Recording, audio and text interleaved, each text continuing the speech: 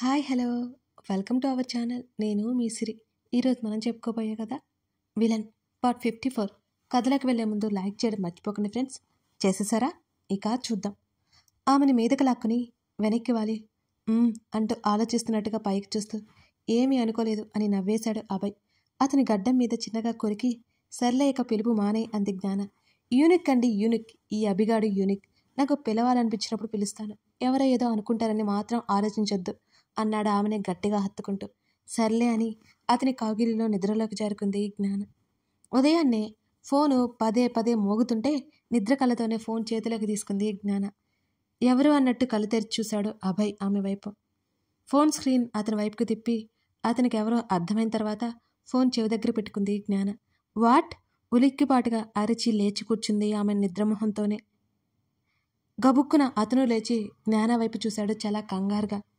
Okay వస్తున్నాను అంటూ call cut చేసింది జ్ఞాన. వాట్ హ్యాపెన్ అని అడిగాడు అభయ్. అభి, టైం లేదు, త్వరగా వెళ్ళాలి. ఒక వర్కర్ చనిపోయాడంట. అది కన్స్ట్రక్షన్ బిల్డింగ్లోనే. జ్ఞాన చెప్పగానే పెద్ద షాక్ తగిలింది అభయ్కి. ఎలా? ఆశ్చర్యంగా అడిగాడు అభయ్. బిల్డింగ్ మీద నుంచి పడిపోయాడంట అని ఆమె గబాగబా లేచి టవల్ తీసుకుని వాష్రూమ్లోకి వెళ్ళిపోయింది జ్ఞాన. అతను తన గదిలోకి వెళ్ళిపోయి ఫాస్ట్గా ఫ్రెష్ అయి వచ్చాడు. రెడీ అయ్యాడు. ఇద్దరు తినాలనే సంగతి కూడా మర్చిపోయి కన్స్ట్రక్షన్ బిల్డింగ్ దగ్గరికి పరుగున చేరుకున్నారు. ఆల్మోస్ట్ పని పూర్తయిపోయింది. ఏవో చిన్న చిన్న రిపేర్లు ఉన్నాయంతే. అంతా బాగుందనుకున్న టైంలో ఇలా జరగడం ఏంటి? ఆమెకు అసలు అయోమయంగా ఉంది. అప్పటికక్కడికి పోలీసులు, మీడియా వచ్చి ఉన్నారు. మేడం, ఇప్పుడు అందరిలోకి వెళ్తే కష్టం అని అన్నాడు కారులో నుంచి మీడియాను చూస్తూ అభయ్. కానీ అభి, ఎలా జరిగింది ఇది అసలు? ఇప్పుడు వారి కుటుంబానికి మనం ఏం సమాధానం చెప్పాలి అని అసహనంగా తలపట్టుకుంది జ్ఞాన. తను వచ్చినట్టు పియ్యకి ఇన్ఫర్మేషన్ ఇచ్చి పోలీస్ని కార్ దగ్గరికి పిలిచాడు అభయ్. అప్పటికి కారు దగ్గర ఉన్న జ్ఞాన విషయం తెలిసి మీడియా కారుని చుట్టుముట్టింది. కారులో నుంచి బయటికి దిగాడు అభయ్. వెళ్లే ముందు జ్ఞానని లోపలే కూర్చోమని గట్టిగా చెప్పి మరీ వెళ్ళాడు. ఒక వ్యక్తి ప్రాణాలు పోయాయి. మీరు దీనికి ఎలా స్పందిస్తున్నారు అని అడుగుతున్న విలేకరుని చూడగానే లాగొక్కడు పీకాలనిపించింది అభయ్కి. చూడండి, అసలేం జరిగిందో మాకు ఇంకా పూర్తిగా తెలియదు. మేము తెలుసుకున్న తర్వాత మీకు వివరంగా చెప్తాం. మీరు కాస్త దారి ఇస్తే పోలీసులు వస్తారు, అసలేం జరిగిందో తెలుసుకుంటారు అని సీరియస్గా వీళ్ళనంత నెమ్మదిగానే చెప్పాడు అభయ్. అయిన వారెవరూ వినలేదు. ఒక ప్రశ్న తర్వాత మరొక ప్రశ్న సంధిస్తూనే ఉన్నారు. అభయ్కి పిచ్చ కోపం, చిరాకు వచ్చాయి. అసహనంగా పోలీస్ ఆఫీసర్ వైపు చూశాడు అభయ్. స్టేషన్కి రమ్మన్నట్టు ఆయన సైగ చేయడంతో, ఇప్పుడు మేము పోలీస్ స్టేషన్కి వెళ్తున్నాం. విషయం ఏంటో మరి కాసేపట్లో మీకు తెలియజేస్తాం అని వెంటనే కార్ స్టార్ట్ చేశాడు. లోపల కూర్చుని అక్కడ పోలీస్ స్టేషన్కి బయలుదేరారు. కొంత మీడియా కూడా బయలుదేరింది వారు వెనకాలే. హడావుడిగా అభయ్, జ్ఞాన లోపలికి వెళ్ళి ఎస్ఐ ముందు కూర్చున్నారు.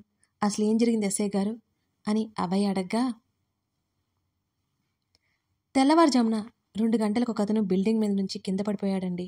మాకు కాల్ వచ్చింది. హుటాహుట్న అక్కడికి చేరుకున్నాం. అక్కడి నుంచి పడ్డానికి అసలు ఛాన్సే లేదు. ఇది హత్యలా అక్కడ కొన్ని దృశ్యాలు చూసి అనుమానం వచ్చింది. కేసు ఫైల్ చేసుకుని వచ్చేసాం. డెడ్ బాడీకి పోస్ట్ మార్టం జరుగుతోంది. ఎక్కడ ఏదైనా క్లూస్ ఉన్నాయేమోనని మా వాళ్ళు చూస్తున్నారు. దీనికి మీరే బాధ్యత వహించాలి అని అన్నాడు ఎస్ఐ. ఏం మాట్లాడుతున్నారు మీరు? అసలు ఎవరు చేశారో అదంతా తెలుసుకోవాల్సింది మీరే కదా, కాస్త ఆవేశంగా అన్నాడు అభయ్. చూడండి అని ఎస్ఐ ఏదో మాట్లాడబోతుండగా, అభి నువ్వాగు అని అభయ్తో చెప్పి ఎస్ఐ వైపు సూటిగా చూసింది జ్ఞాన. ఇది హత్య లేక ఆత్మహత్య లేక పొరపాటు జరిగిందా? మీ కంప్లైంట్ ఇస్తున్నాను నేను. మీరు చేయగలిగితే అది ఎవరో కనిపెట్టండి. అంతవరకు బాధ్యత మాదే. ఒకవేళ మీకు చేతగాలేదు అనుకోండి, మాకు వదిలేయండి, చూసుకుంటాం. రేపటిలోగా ఇదంతా ఎలా జరిగిందో తెలుసుకుంటాను అని టేబుల్ మీద ఉన్న గ్లోబ్ తిప్పుతూ ఎస్ఐ వైపు సూటిగా చూసింది జ్ఞాన. జ్ఞాన వాయిస్లో కమాండింగ్కి కొన్ని క్షణాలు మౌనం వహించాడు ఎస్ఐ. చూడండి మిస్ జ్ఞాన, మీరు అనుకునేలాంటి పోలీస్ ఆఫీసర్ని కాదు నేను. ఎప్పుడు నిజం వైపే ఉంటాను. కానీ మీరు వర్కర్స్ చేత హెవీ వర్క్ చేస్తున్నారని మాకు ఇన్ఫర్మేషన్ వచ్చింది. దానివల్ల కూడా ఇలా జరిగి ఉండవచ్చు కదా అని అన్నాడు. తెలుసుకొని మాట్లాడితే బాగుంటుంది. మేము వర్కర్స్ చేత హెవీ వర్క్ చేయించుకోవట్లేదు. రోజుకి 8 గంటలు మాత్రమే పని చేయించుకుంటున్నాం. అది కూడా వారికి జీతాలు ఇచ్చే. టేబుల్ మీద చిన్నగా కొట్టి చెప్పాడు అభయ్ ఆవేశంగా. కానీ మీరు అలా చేయించడం వల్ల అతని ప్రాణాలు పోయాయని మీ వర్కర్స్ అంటున్నారు. దీనికి మీరేం చెప్తారు అని అడిగాడు. మా కంపెనీ గురించి అందరికీ బాగా తెలుసు. మీరు ఇన్వెస్టిగేషన్ స్టార్ట్ చేయండి. ఒకవేళ తప్పు మాదే అంటే తప్పకుండా కట్టుబడి ఉంటాం అని లేచి వెంటనే అక్కడి నుంచి నోట్ ప్యాడ్ మీద కంప్లైంట్ రాసి ఎస్ఐ వైపు పెట్టింది జ్ఞాన. అభి పద అని వెంటనే కుర్చీల నుంచి లేచి అతనితో పాటు బయటికి వచ్చేసింది జ్ఞాన. ఒక ఆడపిల్ల ఇంత ధైర్యంగా ఉంటుందా? ఏమాత్రం బెదురు లేకుండా తనకే సవాల్ విసురుతోందా? ఆశ్చర్యపోయాడు ఆ ఎస్ఐ. వాళ్ళు తప్పుంటే అప్పుడు వాళ్ళ పని చెప్పాలనుకుని కానిస్టేబుల్ని పిలిచి అక్కడి నుంచి హాస్పిటల్కి బయలుదేరాడు అతను. కన్స్ట్రక్షన్ బిల్డింగ్ దగ్గర, హాస్పిటల్ ఆఫీస్, చివరికి పోలీస్ స్టేషన్ దగ్గర కూడా తన వాళ్ళని పెట్టించాడు అభయ్. ఆ సమస్య ఆ రోజుకు కొన్ని ముగిసిపోవాలని వాళ్ళ ఉద్దేశం. ఆ రోజు పనులన్నీ ఆగిపోయాయి. సాయంత్రం వరకు పోలీసులు ఎంక్వైరీ చేస్తున్న విషయం తెలియలేదు. మరుసటి రోజు వరకు స్టార్ట్ చేయాలంటే అసలు ఏం జరిగిందో, ఎవరు చేస్తారో అసలేం తెలియలేదు. జ్ఞానకి జ్యూస్ గ్లాస్ ఆమె నోటి దగ్గర పెట్టాడు అభయ్. నో అభి అంటూ వెనక్కి ఇచ్చేస్తుంటే తాగమన్నట్టు చూసి ఆ గ్లాస్ తీయలేదు. కొంచెం తాగి పక్కన పెడుతుంటే అతను ఊరుకోలేదు అసలు తాగే వరకు. ఈ మధ్య ఆరోగ్యం అంతంత మాత్రం ఉంటుంది తమరికి. ఇక తాగండి అంటూ బలవంతంగా తాగించేశాడు అభయ్. ఆమెను దగ్గరికి తీసుకొని హత్తుకున్నాడు. ఆమె తలని నిమురుతూ, రేపు మార్నింగ్ కల్లా పనులు మళ్ళీ మొదలవుతాయి. ఇలా ఉండకండి. ఇదంతా ఎవరు చేయించారో నాకు అర్థమవుతోంది అని అన్నాడు అభయ్. ఆ అశ్విన్ అని నాకు కూడా తెలుసు అభి, కానీ సరైన ఆధారాలు కూడా లేవు కదా. తల ఎత్తి అభయ్ వైపు చూసింది జ్ఞాన. ఆధారాలు నేను సంపాదిస్తాను, మీరు జాగ్రత్తగా ఇంటికి వెళ్ళిపోండి అని అన్నాడు అభయ్. నో, నేను వస్తాను పదా అంది జ్ఞాన. అతను అక్కడే వెళ్ళడం ఒప్పుకోలేదు ఆమె. అబ్బా అవసరం లేదు, మీరు ఇంటికి వెళ్ళిపోండి అంటూ ఆఫీస్ నుంచి కారు దగ్గరికి తీసుకొచ్చాడు అభయ్. కార్ స్టార్ట్ చేశాడు అభయ్. అభి ఇంటికి తీసుకువెళ్ళకు, నీతో పాటు నన్ను తీసుకెళ్ళు. అతని చేతిని పట్టి ఊపేసింది జ్ఞాన. కుదరదు, కనీసం ఆమె వైపు చూడకుండానే చెప్పాడు అభయ్ చాలా గంభీరంగా. అప్పటికే చీకట్లు ముసురుకున్నాయి. జ్ఞానిని తన పాత ఇంటికి తీసుకొచ్చాడు అభయ్. చుట్టూ ఒకసారి గమనించి ఆమెతో పాటు అతను లోపలికెళ్ళాడు. వీళ్ళు వెళ్ళేసరికి పక్కింటాంటి ఇల్లు శుభ్రం చేయించి భోజనం రెడీ చేసి పెట్టింది వాళ్ళకి. అభి మాట్లాడుతున్న ఆమెను మాట్లాడనివ్వలేదు అభయ్. బాబు అభి, నువ్వు వెళ్ళేటప్పుడు కాల్ చేయి వస్తాను అని జ్ఞాన వైపు చూసి చిన్న నవ్వు విసిరి వెళ్ళిపోయింది ఆమె. అభయ్ జ్ఞాన ఇద్దరు లోపలికొచ్చారు.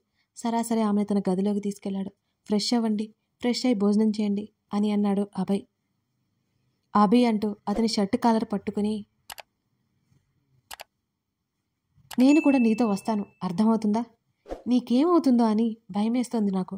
అయినా నన్ను ఇక్కడికి ఎందుకు తీసుకొచ్చావు అభి నువ్వు? జ్ఞాన ఆవేశంగా అడుగుతుంటే ఆమె మొహాన్ని చేతుల్లోకి తీసుకుని ఆమె పెదవులను ముద్దాడాడు. జ్ఞానకి ఇంకా కోపం పెరిగిపోయింది. విడిపించుకోవడానికి ప్రయత్నం మొదలు పెడుతుంటే ఆమె నడుం మీద చెయ్యేసి సవరిస్తూ తన మాయలో పడేశాడు అభయ్. కాసేపలా కళ్ళు మూసుకొని అతని మాయలో చిక్కుకుపోయింది జ్ఞాన. ఆమె మామూలుగా అయిన తర్వాత మెల్లిగా వదిలి దూరం జరిగాడు అభయ్. అతను షర్టు విప్పి అతను వేసుకున్న షీల్డ్ బయటకు తీశాడు. ఆశ్చర్యంగా చూసింది జ్ఞాన. ఇది ఇక్కడికి ఎందుకు తెచ్చావా బీ నువ్వు? ఇది వేసుకున్న చేంజ్కి లేదు కదా నీకు అని జ్ఞాన అడుగుతుంటే, దీనికి ఏవో బటన్స్ ఉన్నాయి, నేను వాటిని ముట్టుకోలేదు.